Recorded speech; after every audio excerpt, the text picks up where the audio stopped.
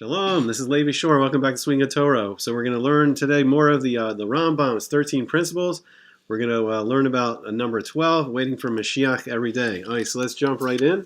We're getting help, as always, from Rabbi Aryeh Kaplan's book on the Ani Ma'amin. All right, so Ani Ma'amin b'Emunah Shlema b'Bias HaMashiach. I know of perfect knowledge of the coming of Mashiach. V'af al pi sheyis ma'meha. And even though it may be delayed, or we don't know how long it takes, im kol zeh achakeh lo b'chol yom sheyavo, that even so that I wait for him every day, that he will come. All right, so we get help from the song the Yigdal to teach us a little more about the Ani Ma'amin, and let's see what it says here. So it says Yishlach l'keitz hayamin meshichenu, that Hashem, he will send the Mashiach at the end of days. He will send our Mashiach. Interesting. He will send our Mashiach, our anointed one, our king at the end of days. Lifdos mechake kates Yeshua so, to redeem those that are awaiting his final salvation, his final geula, his final redemption. All right, so let's try to learn more about a little bit of who Mashiach is, and what he's going to do, and why we want to wait for him eagerly every day, and why this is one of the 13 principles of Judaism, of the Torah, according to the Rambam. Okay, so one pasuk that's going to be very helpful for us is in Tehillim, in Psalm 90, and it's verse 4, pasuk 4. So it says, Ki elef shanim beinecha, keyom esmol ki yavor. So it's talking about Hashem, and it says, because 1,000 years are in your eyes like a day that have passed. So it's an important principle that one of Hashem's days is like 1,000 years. So in Maisa Bereshis, Hashem created everything. He created the universe and everything in it in 6 days, and then he rested on Shabbos. So we have this 7-day week. And so too, if we take each day and we look at it as like it's 1,000 years in Hashem's eyes, we see that all of world history, there's this cycle of 7,000 years, 6,000 years of this Olam Hazeh. And then in Pirkei Avos, we see it broken down more, and the Gemara talks about this. So the first 2,000 years were of tohu and bohu, of just emptiness, chaos.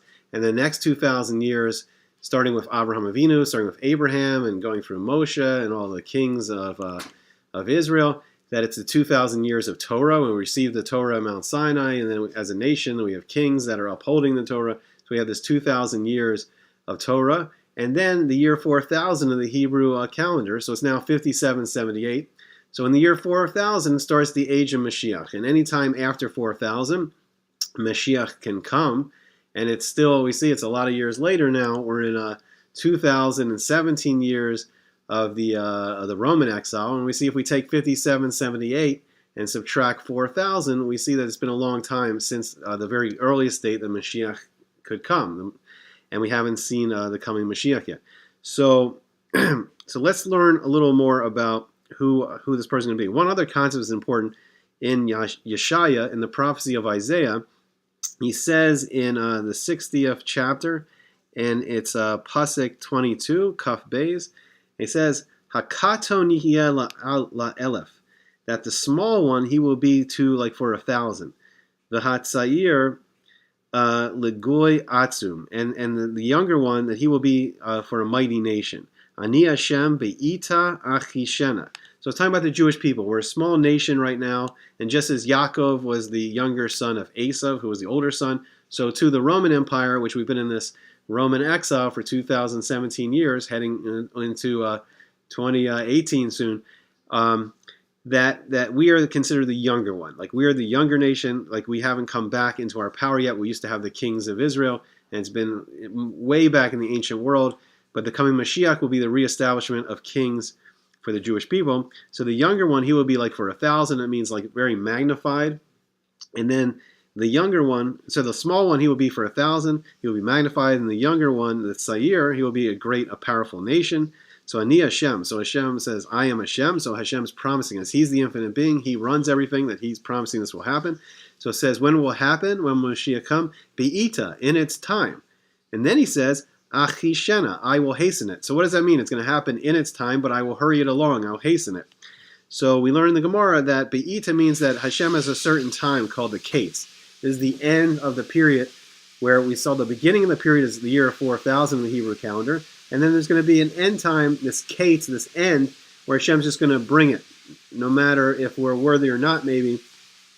And then Achishena, Hashem means he really wants to speed it up. He wants to bring Mashiach, as early as possible.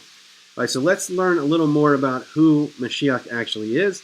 So we see in Sefer Daniel, in the book of Daniel, we see a pasuk, and it's chapter 7, and it's pasuk 13, verse 13. So he says, Chaze haves bechezve laila, that I saw this vision of the night. The aru im anane shemaya, and I saw with the clouds of the heavens, kavar enash ase, that there was this man that was coming. Hava vi'ad atik yomaya, that he went up. This man was brought into Shemayim, just like Moshe went into Shemayim, he went into the heaven to learn the Torah from Hashem. That Mashiach is coming in these clouds. He's a man coming in these clouds, according to Daniel, and he's going to be brought up to the Ancient of Days. It's this, it's the Kisei HaKavod. It's the throne and glory of Hashem. And Mate ukedamuhi hakarovi hakarevuhi. That sorry, my Aramaic's not flowing off my tongue. But that he's going to be brought before him. He's going to be brought before the Kisei HaKavod. He's going to be brought before Hashem. And it's really interesting. So in this vision of Mashiach, we see something miraculous, like just as Moshe went up to Shemayim for a total of 120 days, and he was taught the Torah, Mashiach also, according to this vision of Daniel, he's going to have some kind of experience, a supernatural experience, where he will come up before Hashem, and I guess Hashem will teach him fully the Torah and prepare him for his role as the king of Israel. So then the next pasuk, it's Daniel, it's chapter 7, it's pasuk 14. So it says he was given. So I'll read in the Aramaic. V'le yehiv shaltan v'kar umalchu v'kol amamaya umaya v'lishanaya le yif lechun shaltan alam di lo ye di la yede umalchuse di lo tischabal. So if your Aramaic's not, it's a little rusty.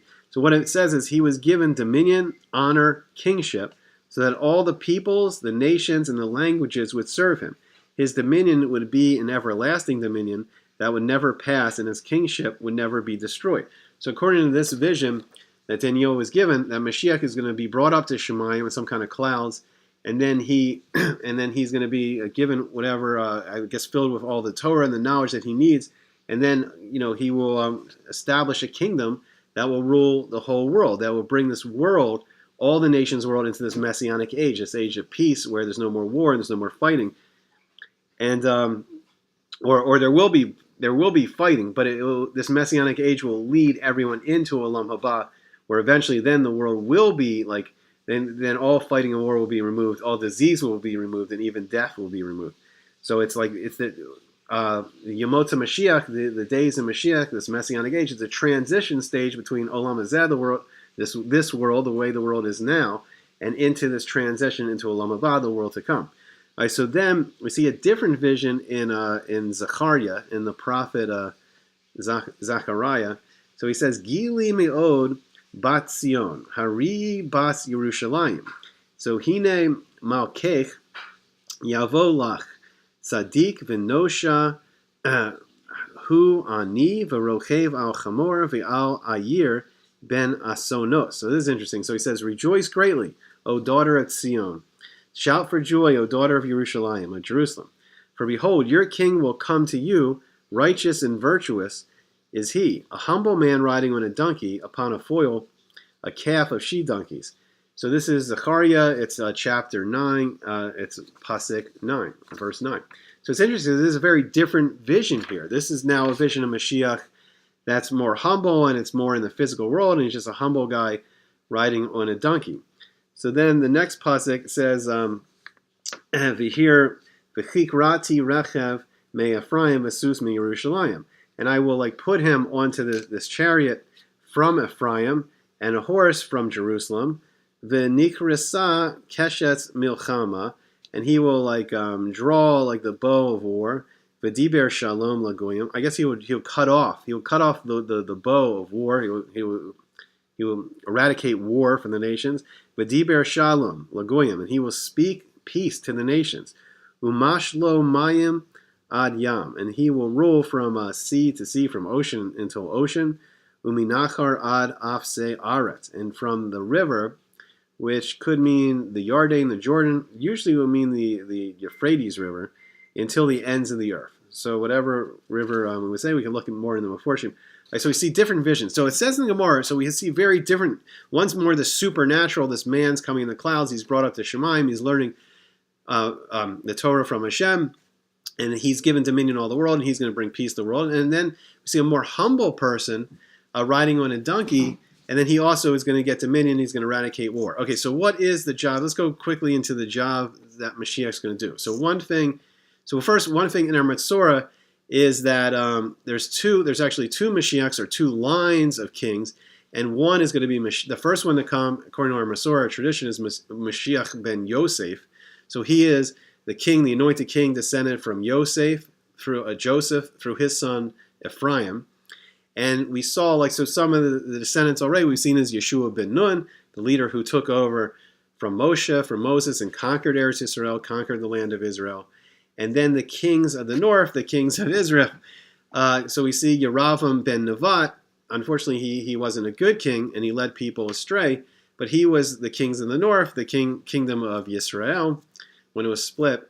And then the next will be, then it'll be some kind of handoff to finally to Mashiach ben David, who will be the final king, or his family will be the final, and this is where really the Malchus should rest, from the family of David HaMelech, King David, and then all the kings that come through his son Shlomo, through King Solomon, and all the kings of the line of David, the kings of Yehuda, and then eventually there'll be some kind of there'll be like a peace made between the kings of Ephraim, of Yosef, of Joseph. There'll be a peace made between Mashiach ben Yosef and Mashiach ben David, and they'll bring back and unite the Jewish people. And then Mashiach ben David will be given the final dominion. And so what are the jobs of these two Mashiachs? And we see these two visions, from Daniel and from Zechariah, and there's many other Pesukim in the Torah. So one of the jobs is going to be to gather back all the Jewish people to Eretz Yisrael. All the Jewish people will come back to the land of Israel. One of the important things, right, is to unite the Jewish people, and then to bring them back to Hashem and Torah. So it's going to be a king that reawakens the learning and the yearning to be close to Hashem. So he's going to reunite everyone in the Torah and teach them the Torah and the mitzvos, and bring everyone closer back to Hashem. So we'll be united back like we were in the ancient world. And then there'll be a rebuilding of the Beis HaMikdash. The third temple will be built on the Temple Mount in Yerushalayim, in Jerusalem. And as this peace and the world will watch, and they'll see how the Jewish people are now, the blessing that's going to rain down upon the Jewish people when we're learning the Torah, when we're doing the mitzvahs, when we're united, when we're Hashem's people, the way He envisioned us, this holy nation again. And when the world sees that and sees the blessings and sees Mashiach defeat these other kings, these other powerful nations, I mean, this is going to be a real struggle. I mean, we see like the aircraft carriers and the jets and the ICBMs and the biological and the chemical and the EMP, what's it called? The electrical magnetic pulse attacks, EMP attacks, and the hacking and cyber attacks, and just all these forms of warfare. And when they see this king, or these two kings, or these line of kings, miraculously defeating all the nations, the people realize that really everything's coming from Hashem. That there's really one infinite being that loves everyone and wants all of us, all His children, to live in peace. And this is why we're waiting eagerly for Mashiach every day. And this is why it's very important. It's one of the 12 principles of the Rambam. And so may we see the coming Mashiach soon, and see this world of peace, and eventually all of us leading into Olam Haba. I hope you enjoyed it. Hope to see you back again soon on Sweet and Good Torah. Thank you very much.